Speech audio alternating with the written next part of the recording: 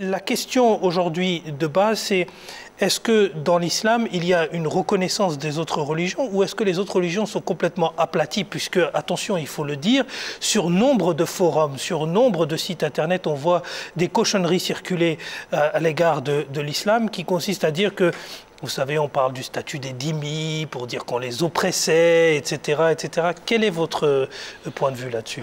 Tout d'abord, il faut qu'on fasse une différence claire entre les musulmans et l'islam. L'islam n'est pas les musulmans et les musulmans ne sont pas l'islam.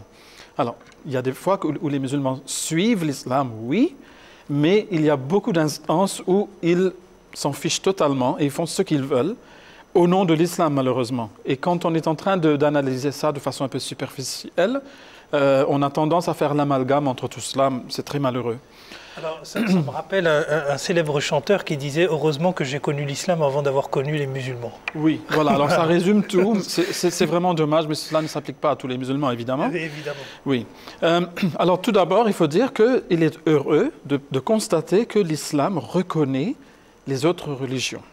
Parce que ce n'est pas le cas dans beaucoup d'autres religions.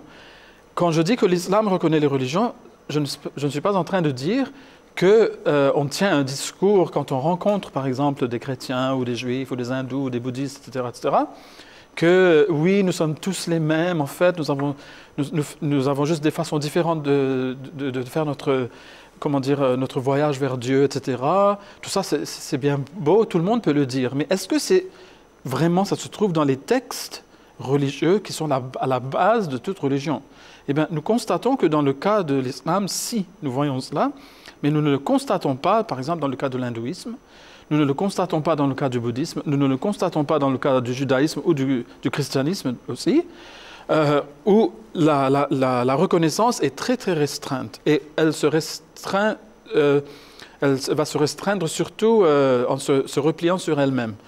Donc la reconnaissance est une auto-reconnaissance et n'est pas une reconnaissance d'autrui. Alors le plus qu'on puisse dire, par exemple, sur l'Ancien Testament, c'est lorsque le roi Cyrus II, si je ne me trompe, avait aidé les Israélites à retourner en Terre Sainte lorsqu'ils avaient été, vous savez, chassés de la Terre Sainte auparavant, et il les a aidés à reconstruire le temple, etc., on l'a appelé Messie, alors qu'il était un Persan. Donc on l'a appelé Messie dans la Bible, c'est là. Mais à partir de là, on voit qu'on ne reconnaît que ce qui est révélé à Israël. On ne reconnaît rien d'autre. Tout ce qui est en dehors d'Israël est condamné et ultra condamné. Et c'est cette vision-là. Donc maintenant, c'est difficile d'amener ça dans la société et de dire que, écoutez, sur une base humaine, oui, on vous reconnaît, etc. Mais en fait, nos textes ne vous reconnaissent pas, il faut qu'ils l'admettent. Nous, en islam, nous n'avons pas ce problème. Nous n'avons pas ce problème parce que dans l'islam, Dieu commence en disant que وَإِن مِّن قَرْيَةٍ إِلَّا خَلَا فِيهَا نَذِيرٌ. Il n'y a pas non seulement un peuple, mais il n'y a pas une ville ou un village même qui n'est connu d'avertisseur, c'est-à-dire un messager qui soit venu de moi. Donc déjà, nous sommes obligés de reconnaître les messagers qui ont été envoyés à toutes les nations et même au niveau des villes et des villages. Nous devons les reconnaître parce qu'ils viennent tous de Dieu. Ils ont tous un même message et le message qui est stipulé par le Coran, qui est le message de base, qui peut différer dans les détails pour des raisons temporelles ou des raisons environnementales. Par exemple, vous n'allez pas voir un messager être envoyé, par exemple, au peuple inuit qui va leur parler de vaches, qui va leur parler de rivières et des choses comme ça, parce que si ça n'existe pas chez eux, évidemment, l'avertisseur qui viendra de la part de Dieu ne va pas parler de ces choses-là, il va parler de choses locales. Alors, les divergences sont basées un peu sur ces choses-là.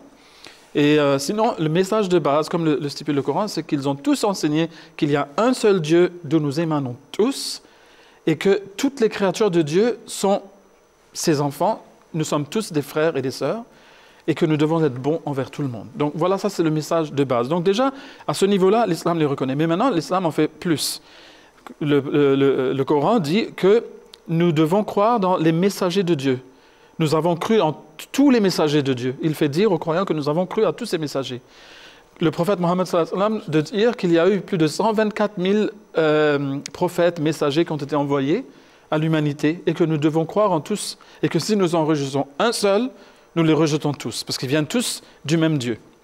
Donc déjà, l'optique du musulman, il doit être une optique très vaste qui peut incorporer toutes les religions qui aient précédé l'islam. Nous reconnaissons aussi des tendances qui sont même plus nouvelles, comme par exemple le sikhisme.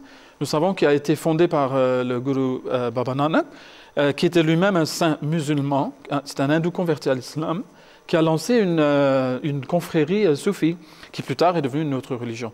Mais lui, nous le reconnaissons en tant que tel, en tant que saint au sein de l'islam. Voilà. Donc, mais cette vision est une vision très généreuse, qui a été posée par le Coran lui-même. Donc ça, c'est très important de le dire parce que cela va informer nos relations avec les autres religions dès le début. Jazakumullah, Djangui Saheb, c'est ça, vous voulez rajouter quelque chose par rapport à cela? Oui, je voudrais seulement rajouter que l'islam dit clairement que tous les prophètes qui se sont proclamés être prophètes étaient de la part de Dieu, sauf qu'ils étaient pour un peuple précis et pour un temps précis. Sauf que le Saint-Coran est venu pour le monde entier jusqu'à la fin des temps. Il y a de nombreux versets, il y a à maintes reprises, le Saint-Coran parle de Jacob, de Isaac, de Jésus et des autres prophètes. Et comme Djangui Saheb l'avait mentionné, que pour être musulman, il faut croire à tous les prophètes. Si on refuse que Jésus ou Moïse n'étaient pas de Dieu, on n'est plus musulman. D'accord. Jazakumullah, pour cette réponse.